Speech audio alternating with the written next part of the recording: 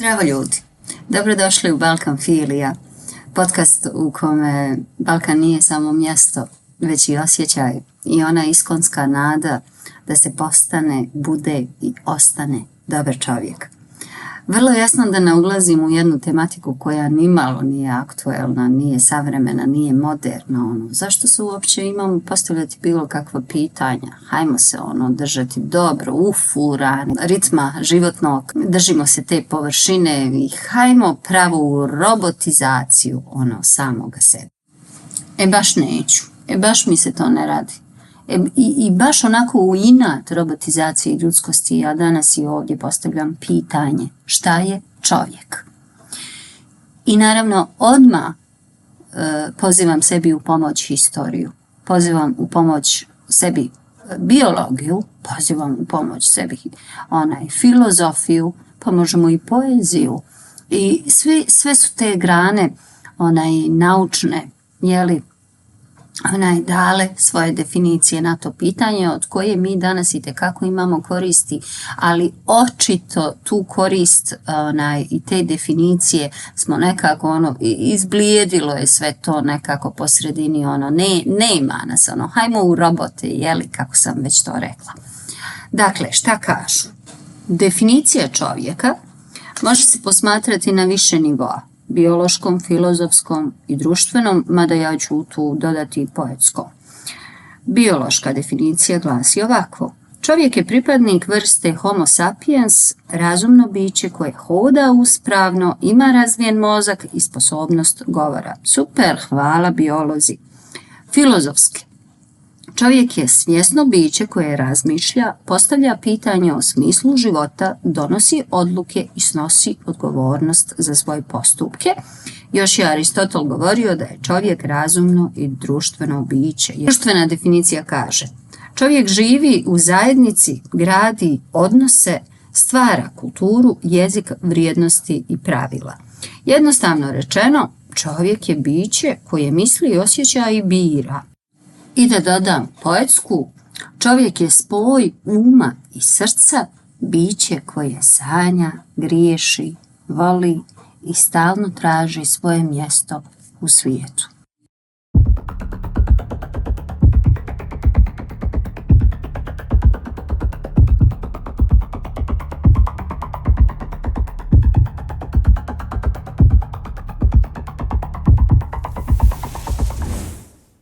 I dakle, pomognuti na ovaj način sa ovom povijesnom pozadinom i taj cijeli background koji zapravo čovječanstvo ima i posjeduje, sa velikim zahvalnošću naravno, idemo napraviti jednu onako analizu onoga šta zapravo, dokle smo dospjeli i šta zapravo danas čovjek jeste. I u nastavku da se navratim na ovu biološku analizu, odnosno definiciju, koja kaže da je čovjek razumno biće koje hoda uspravno. Iskreno da vam kažem, ja ne vidim da danas mi puno hodamo uspravno. I kada se obazirem na taj biološko, evolucijski lanac, Homo sapiens, da smo mi ljudsko biće koje smo tretirani po biologiji kao Homo sapiens, imam dojam da malo se taj Homo sapiens sakrivio, više ne hoda baš toliko ispravno. Dakle, ta definicija nekada važeća u današnje vrijeme i u mojim očima iskreno meni uopće ne djeluje uspravno. Meni ne djeluju da ljudi hodaju uspravno, već su glave baš onako malo posagnute, dolje negdje idemo, dolje negdje u nekim telefonima gledamo i buljimo. Pa da čisto pomisliš da nismo više možda ni Homo sapiens, možda smo otišli jedan korak nazad, možda više ne idemo ka naprijed, možda vjerovatno idemo unazad. A šta je u tom evolucijskom lancu, ako ne neandertalac?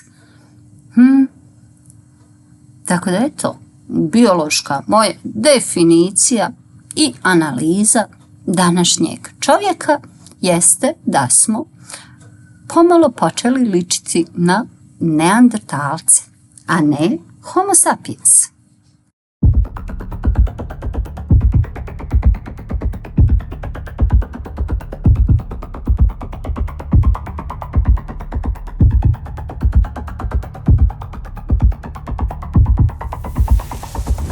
I idemo dalje.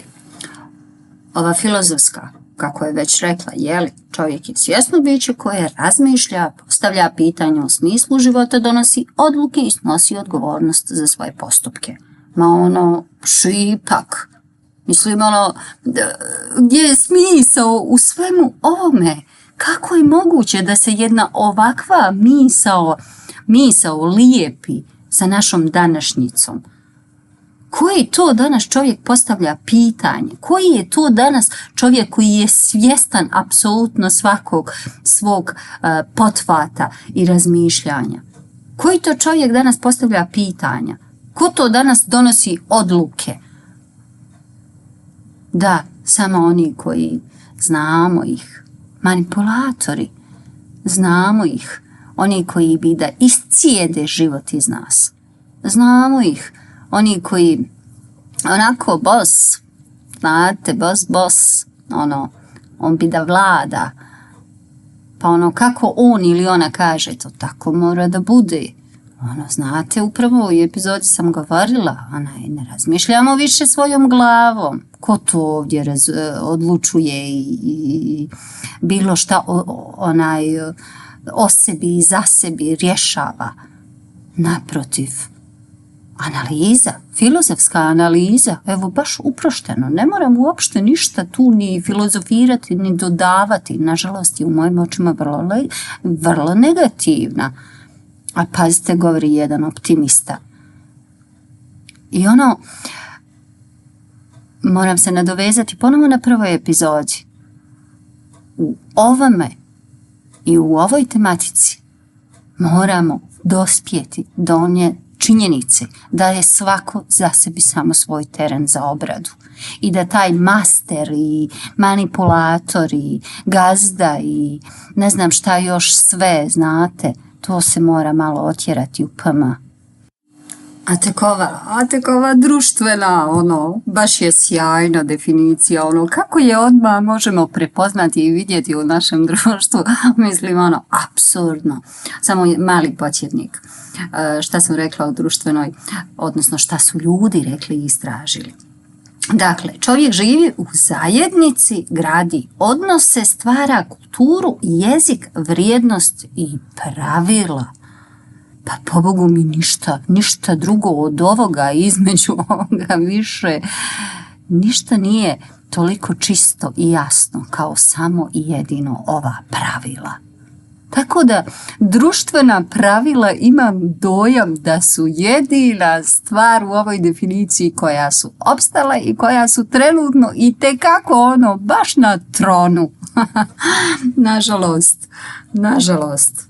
Tako da eto, ova definicija društvena, da čovjek živi u zajednici i da gradi odnose, to je danas po jednim velikim upitnikom. Živjeti u zajednici. Ko to danas živi u zajednici? Svi smo dobro nabili se u neke svoje mišje, rupe i plašljivo i sebično i nekako po strani, samo za sebe i samo o sebi i samo ja. O kojoj zajednici ova definicija ovo govori? Pa čak i ako postoji zajednica, a naravno da postoji, ja ne mogu to da pobijem, to postoje, zajednice postoje, ali one nisu čiste, ali danas među tim zajednicama ne nalaze se dobri ljudi i jedino samo dobri ljudi, već se nalaze i ljudi koji ide u jednoj kontradiktornosti zašto su uopće tu gdje su. Loše rade, a negdje su u nekim zajednicama koje znate, vode ka dobru. Tako da ova definicija o zajednici piš propalo. O jeziku, Kako ono bilo, samo minut da se podsjetim definicije o jeziku. Čovjek je, gradi odnose i stvara kulturu i jezik. Stvaramo kulturu i jezik. Ok.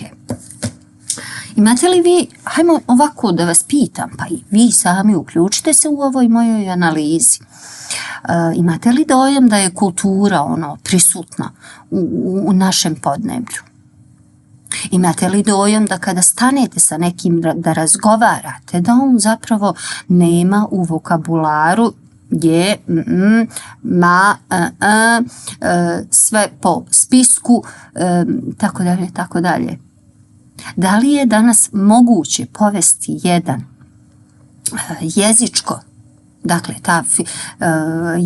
ta strana jezička, vrnemo na to, je li moguće da danas povedemo jedan normalan razgovor, a da nije vulgaran i da nije prost i da nije znate, na neko nivo, ne znam ni sama na što to liči, pogubim se kad krenem nekada u te razgovore, ali ipak volim ljudske odnose, ipak sam optimista, ipak biram da to tolerišem, pa preskočim, pa čekaj, pa možda se ponadam da ta osoba preko puta mene koja taj jezik unakazi, i bilo koji jezik unakazi, da jednostavno zadrži se taj ljudski odnos. Da postoji taj neki kontinuitet. Ali ovo jeste neka borba pojedinca koji želi, koji voli da ima ljude u svom životu, koji neće da se nabije u nikakve mišje rupe, međutim, jer ipak se bori, ipak kreće, ipak ide ka toj masi. A vrlo je svjestan da su to postale vrlo mutne vode.